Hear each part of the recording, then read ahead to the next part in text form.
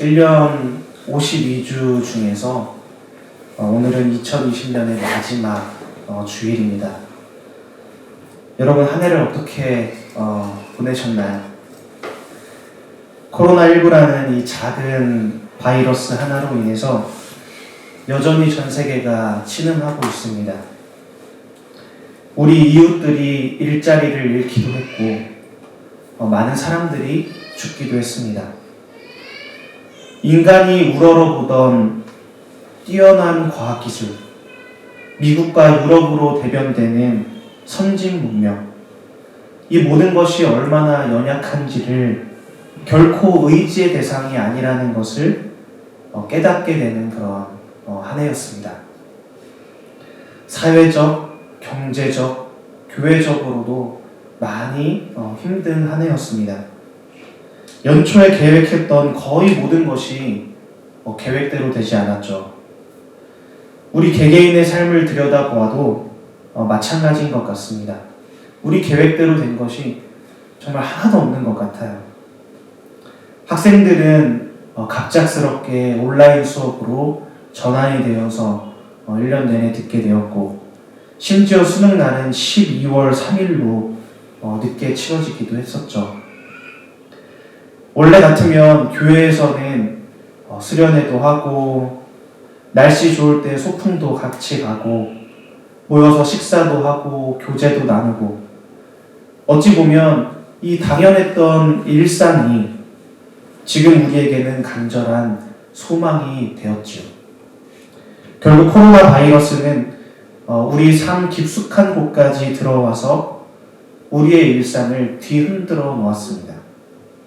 이 엄청난 문제 앞에서 자연스럽게 우리의 마음과 입술에는 이 감사의 고백이 점차 소멸되게 되었습니다. 얼마 전 12월 15일자 국민일보 기사에 이런 기사가 있었는데 저에게 참 인상적이었습니다. 세계에서 가장 많이 사용되고 있는 성경 어플리케이션 있죠. U 버전. 이 U 버전에서 최근 사용자 데이터를 분석을 해서 올해 가장 많이 검색된 성경 말씀을 발표했습니다. 그 말씀은 이사야서 41장 10절 말씀이었습니다. 제가 읽어드릴게요. 두려워하지 말라, 내가 너와 함께 함이라. 놀라지 말라, 나는 내 하나님이 됨이라. 내가 너를 굳세게 하리라. 참으로 너를 도와주리라. 참으로 나의 의로운 오른손으로 너를 붙들리라. 라고 하는 이사야서 41장 10절 말씀이 전체 성경 말씀 중에서 가장 많이 읽힌 것으로 나타났습니다. 그리고 즐겨찾기, 나눔, 스토리 등의 기능을 통해서 가장 많이 공유가 되었다고 합니다. 이 유버전의 창립자 바비 그룬월드 목사님은 이 데이터를 발표하면서 이렇게 말했습니다. 올 한 해는, 2020년 올 한 해는 그 어느 해보다 많은 이들이 상실을 경험했다. 외로움과 공포에 직면했다.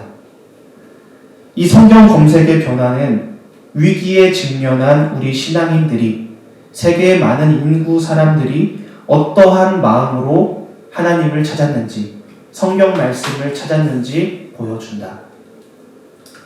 이번 빅데이터 분석으로 어려운 가운데에서도 많은 이들이 성경에서 능력과 평안과 소망을 찾았다는 것을 우리는 알 수 있었다. 이 유버전의 발표에 따르면 올해 성경 말씀의 검색은 지난해보다 약 80% 증가했다고 합니다. 횟수로는 6억 횟수로 집계가 되었습니다. 사용자들은 436억 장에 해당하는 성경을 읽었고 약 75억 장에 해당하는 성경 말씀을 들었다고 합니다. 여러분 정말 놀랍지 않습니까? 성경을 본 횟수가 지난해보다 80% 증가했다는 거예요. 제가 더 흥미롭게 본 것은 그 다음에 나오는 분석 결과였는데요. 검색 단어의 변화였어요. 올해가 시작될 때 가장 많이 검색된 단어는 믿음 그리고 도전이었습니다.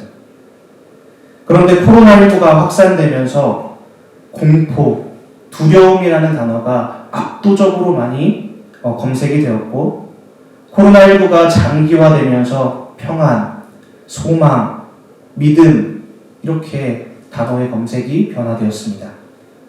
8월과 9월에는 정의라는 단어가 많이 검색이 되었고, 1년 내내 가장 많이 검색된 단어는 치유, 평화, 사랑, 이 세 가지 단어였다고 합니다. 하나님의 말씀을 읽는 이들이, 성경을 읽는 이들이 어떠한 마음으로 올 한 해 동안 말씀을 읽었는지 이 분석 결과를 통해서 보이는 것이죠. 그런데 제 마음과 시선에 들어온 것은 오늘 말씀의 제목인 감사라는 단어는 그 어디에도 언급되어 있지 않더라고요. 그만큼 올 한 해 삶을 돌아보았을 때 감사라는 단어를 꺼내기도 어렵고 감사를 고백하기도 어려운 한 해였음을 말해주는 것이 아닐까, 그런 생각이 들었습니다. 저는 성탄절에 이동수 목사님의 설교 말씀을 듣고 정말 남은 한 해 내가 정말 감사로 살아야 되겠다 다시 한번 다짐했습니다. 우리를 구원하시기 위해 이 땅에 오신 예수 그리스도, 그 이유 하나로 감사해야 할 충분한 조건이 되더라고요. 제게 이것이 감격으로 다가왔습니다.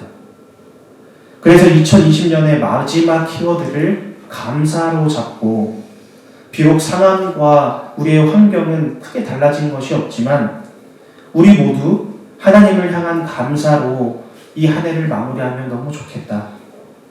그래서 감사의 6하 원칙, 누가, 언제, 어디서, 무엇을 어떻게, 왜 감사해야 되는지 오늘 말씀을 통해서 함께 저와 여러분들이 살펴보기를 원합니다. 먼저 오늘 본문에는 나병 환자들이 등장을 합니다. 나병은 우리가 잘 알듯이 문둥병으로 알려져 있죠. 노르웨이 의학자 한센이 이 바이러스를 최초로 발견하게 되면서 한센병이라고도 부릅니다. 다른 사람에게 전염되는 것으로 알려져 있죠. 한번 발병을 하게 되면 피부와 근육이 막 문드러집니다. 겉으로 보기에도 굉장히 흉측해지고, 손발의 경우 관절이 녹아서 손가락, 발가락이 막 잘라져 나가기도 하는 것입니다. 이것이 눈으로 침범하면 안구가 돌출되는 그런 상황에까지 처할 수 있습니다. 이 병이 더 악화되면 고약한 그런 냄새를 풍기고, 쉽게 말해서 산채로 부패한다는 것입니다. 전염성이 있는 피부병으로 생각해 주시면 될 것 같습니다.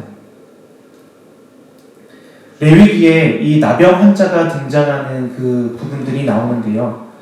제가 읽어드리겠습니다. 레위기 13장 45절에서 46절까지의 말씀입니다.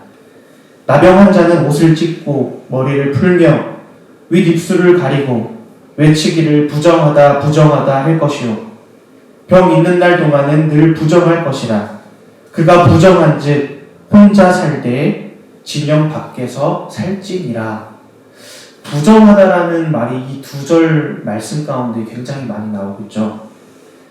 나병으로 확정 진단을 받은 사람은요, 자기가 부정한 사람임을 주변에 막 알려야 돼요.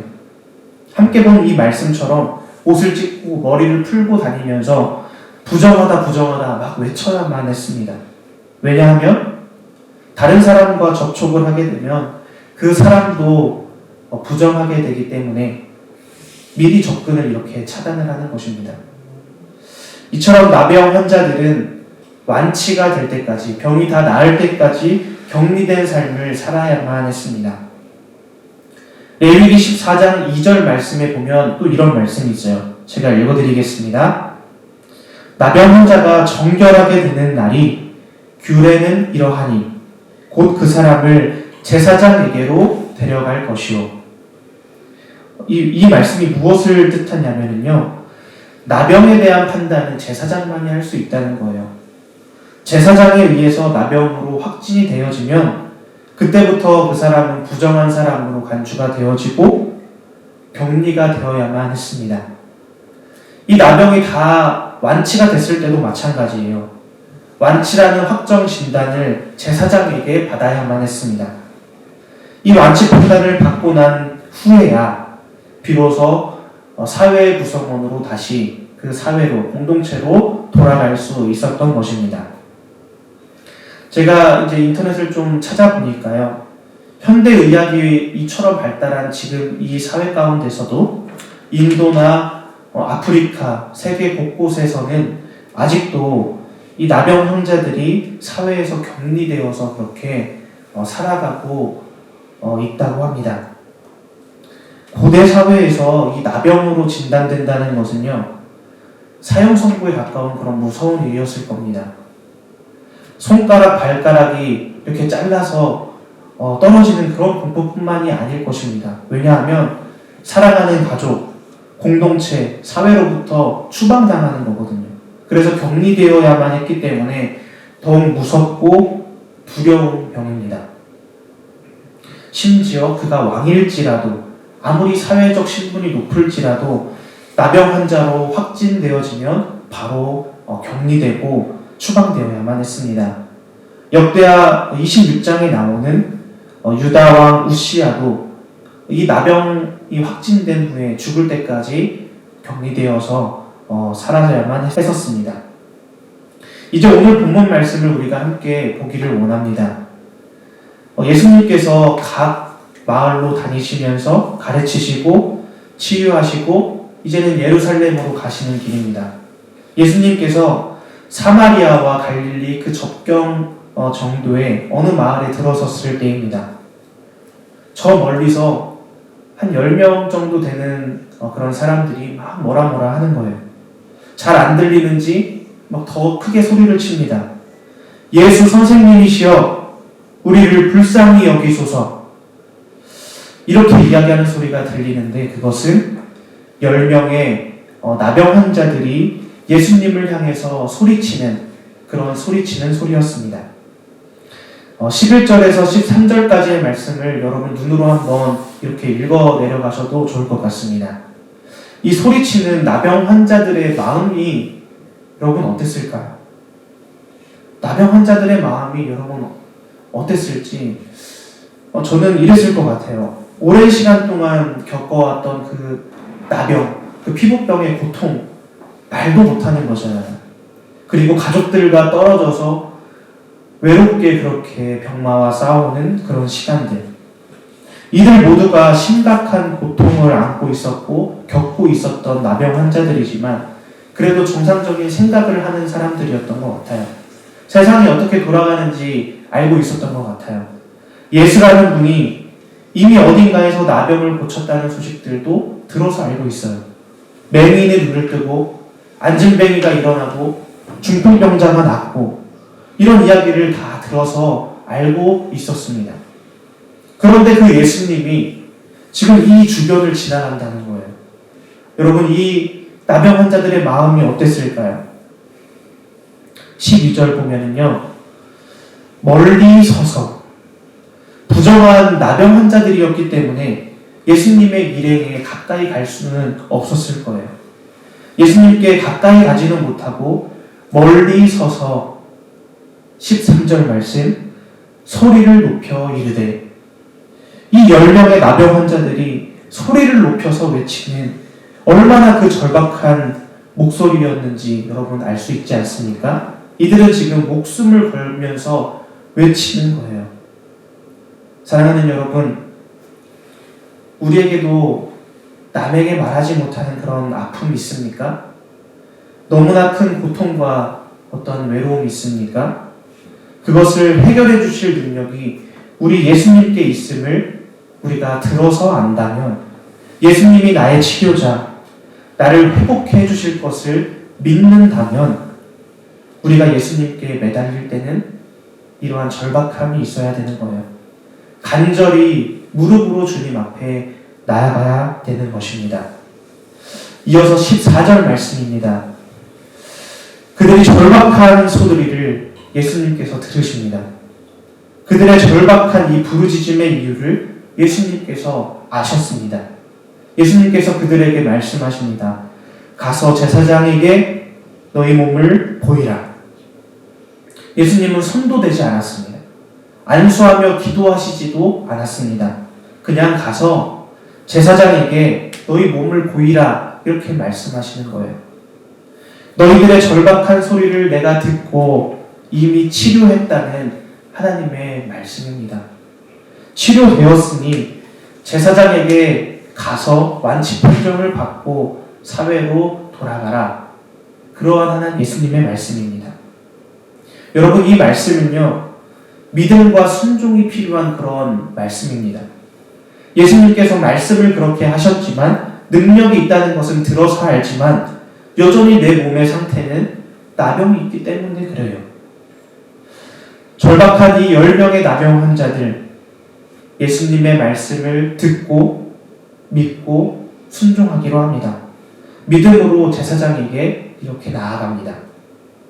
마치 열왕기 하에 나오는 나아만 장군이 7번 요단강 물에 씻으라라는 이 엘리사의 말에 순종한 것과 같습니다.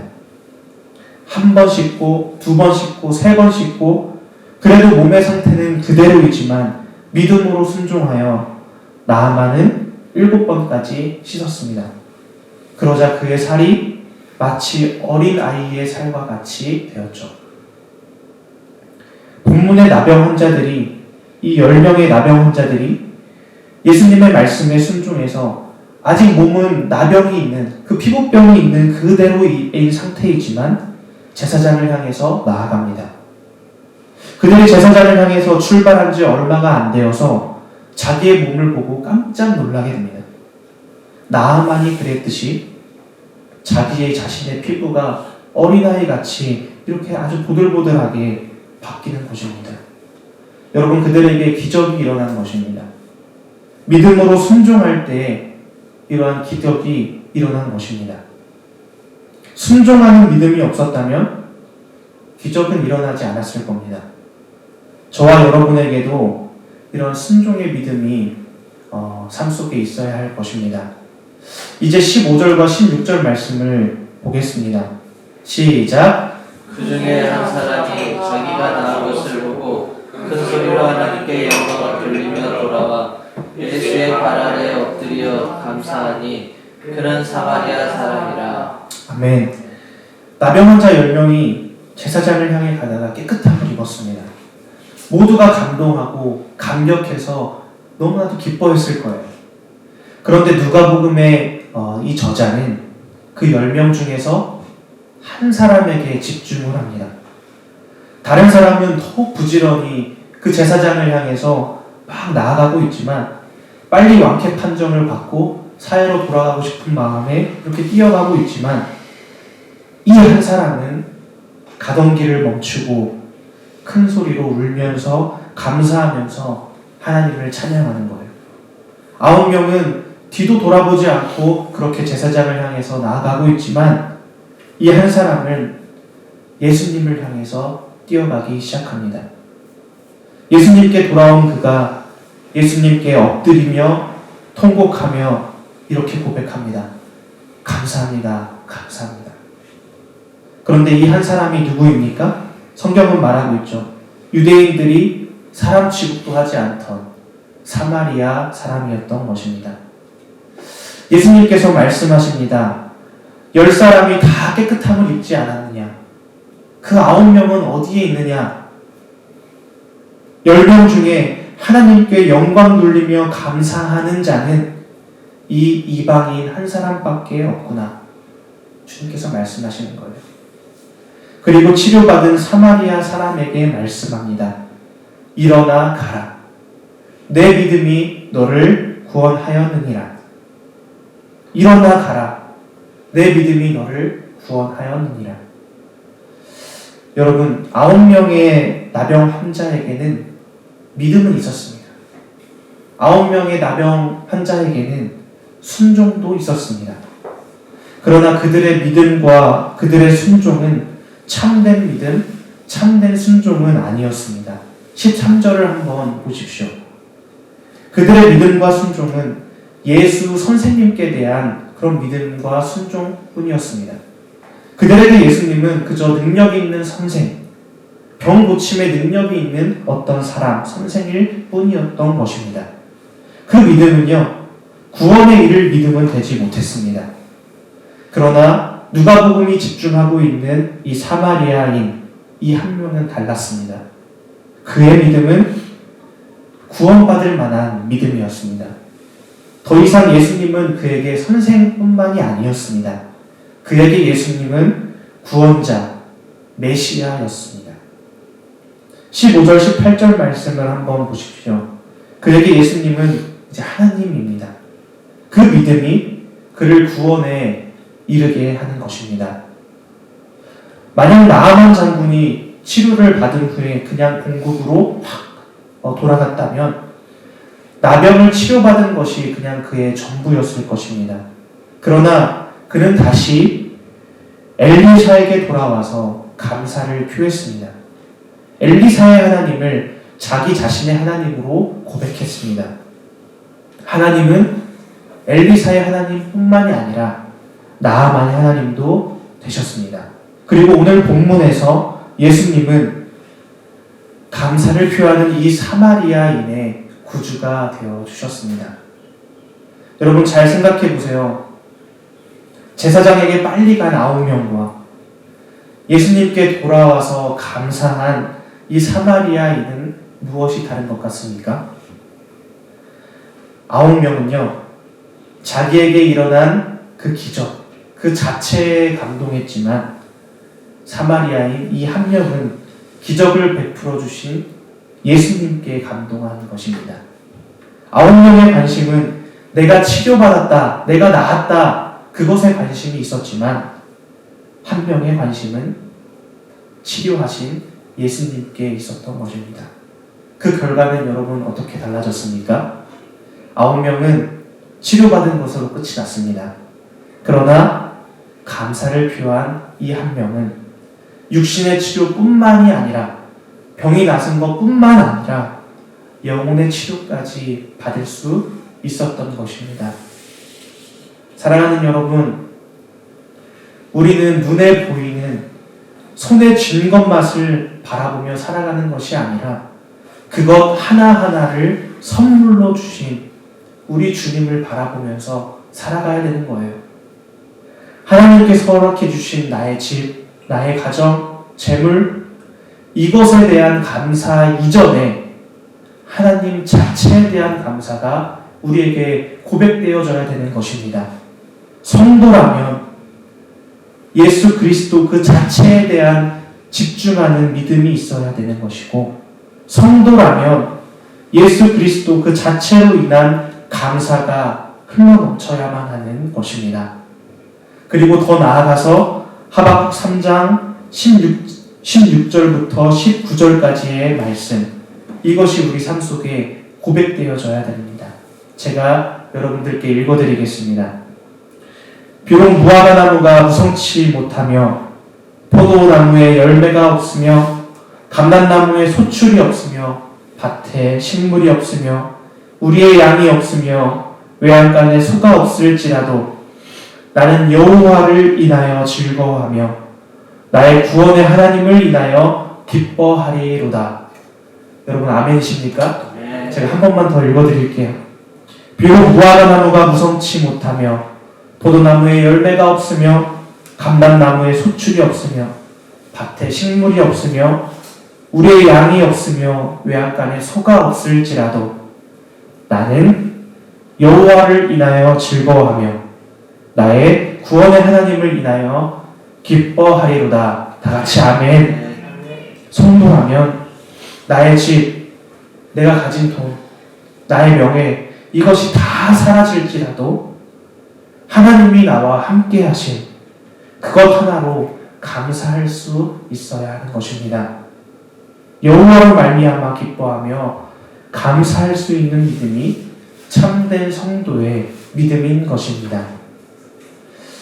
서두에서 말씀드렸지만 오늘은 2020년의 마지막 주일입니다. 나병 환자들이 병을 낫는 이런 기적들을 경험하지 않았습니까? 근데 내 삶에 어떤 이런 특별한 경험들, 그것들이 있어야만 기적일까요? 그렇지 않습니다. 지난 한 해를 돌아보면서 한 가지 깨달은 것이 있다면 평범했던 우리의 일상도 사실은 하나님께서 은혜로 허락하신 그런 기적의 순간들이었다는 사실입니다. 우리가 당연하게 생각했기 때문에 기적이라고 생각하지 못하고 순간마다 감사하지 못했던 것이 정말 많더라고요. 저도 이 설교를 준비하면서 올 한 해를 좀 돌아보게 되었습니다. 열심히 믿음과 어떤 순종의 길은 열심히 걸어온 것 같은데 올 한 해 얼마나 하나님으로 인한 감사가 내 삶에 흘러넘쳤는가, 내 마음속에 싹 텄는가 좀 돌아보게 되었습니다. 그리고 너무나 좀 부끄럽더라고요. 계획대로 되지 않는다고 또 사소한 것에도 불만하고 마음속에 감사가 그렇게 많지 않았던 것 같습니다. 올해 그랬더라고요. 상황과 문제에 잠식되어서 넘어지고 또 넘어지고 그랬더라고요. 사랑하는 여러분은 어떠신가요? 여러분의 일상과 여러분의 감사를 돌아보는 시간 되기를 소망합니다.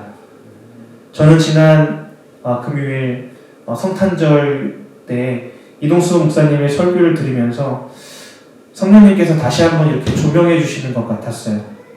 예수님께서 이 땅 가운데에 오신 이유, 죽기 위해서, 바로 나를 살리기 위해서 십자가인 것이죠.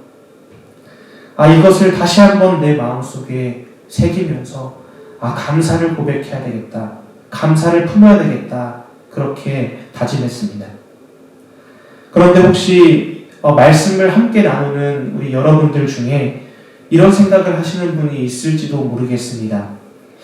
일상과 감사를 돌아보라고 이렇게 하는데 나는 무엇을 감사해야 되지? 올 한 해 힘들기만 했는데, 일상은 우울하고 지치기만 했는데, 이 나병 환자들은 그토록 원했던 병을 깨끗하게 낫는 이런 축복이라도 있었지, 나는 아무것도 올 한 해 받은 게 없는데 감사가 나오지 않고 감사할 제목들이 삶에 전혀 없는 것 같이 느껴지는 그런 분들이 혹시 있을까 모르겠습니다.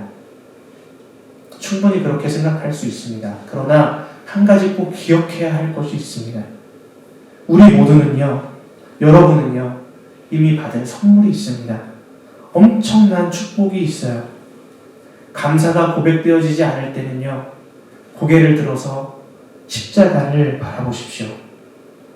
십자가에서 살이 찢기고 마지막 피 한 방울까지 다 쏟으신 예수 그리스도를 바라보십시오. 당신을 구원하시기 위해 독생자를 보내주신 하나님의 그 사랑, 그 사랑이 그 십자가 가운데 확증되어 있습니다. 우리에게는 너무나도 소중한 선물이 이미 주어져 있는 거예요. 그뿐만이 아니라 그 사실을 믿는 자에게, 주님을 믿는 자에게 영원한 영생과 천국을 선물로 허락해 주시는 거예요. 그러니까 오늘 우리가 해야 될 일은 무엇입니까? 오늘 우리가 해야 할 일은 하나님께 감사하며 그분을 믿는 것입니다. 우리 안에 이 놀라운 일들이 날마다 일어나기를 소망합니다. 선한이웃교회 우리 공동체에 날마다 감사, 날마다 믿음의 역사가 쓰여지기를 간절히 소망합니다. 우리는 지금까지 누가 무엇을 감사해야 되는지 함께 답을 찾아보았습니다. 누가 감사해야 되나요? 우리가 하나님께 감사해야 되는 것이죠. 무엇을 감사해야 되나요? 예수 그리스도 그 자체에 감사해야 되고, 기적과 같은 일상을 허락해 주신 하나님께 감사해야 되고, 십자가 사랑을 확증해 주심과 믿는 자에게 저 천국에 대한 소망을 허락해 주심에 감사해야 되는 것이죠. 어떻게 이 감사를 실천할 수 있을까? 저는 남은 한 해 동안, 이 며칠 안 되는 그 기간 동안 153 감사를 실천해 보고자 합니다. 하루에 한 번 꼭 하나님의 말씀을 묵상하면서 감사하고 5가지의 감사 제목을 내 노트에 기록해보고 하루에 3번 다른 사람에게 감사를 표현하는 것. 말씀을 함께 나누는 여러분에게도 권면드리고 싶습니다. 하루에 한 번 꼭 하나님의 말씀을 묵상하면서 감사하고 5가지의 감사 제목을 삶 속에 기록해보고 하루에 3번 다른 이에게 감사를 표현하는 것. 여러분들에게 사랑의 마음을 담아 권면드립니다. 말씀을 마치겠습니다. 오늘 말씀의 제목이 감사의 6하 원칙이었죠. 사실 언제 어디서 왜 감사를 해야 되는지 그 부분에 대해서도 준비를 했는데 좀 길어지는 것 같아서 이 부분은 다음에 기회가 된다면 그 은혜를 함께 나누도록 하겠습니다. 사랑하는 여러분, 돈과 명예와 권력이 아무리 많아도 감사가 없다면 우리는 행복할 수 없습니다. 행복하기 때문에 감사한 것이 아니라 감사하기 때문에 행복할 수 있는 것입니다.